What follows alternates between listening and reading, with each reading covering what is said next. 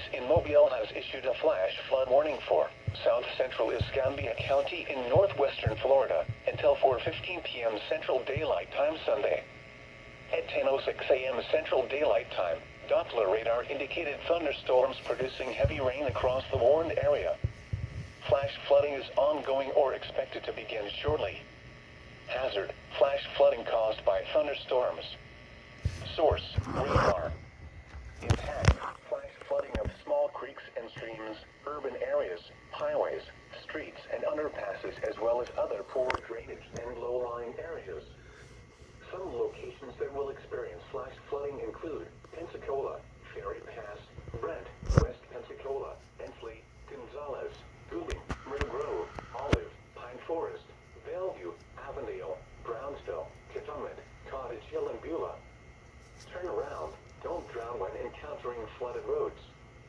Most flood deaths occur in vehicles.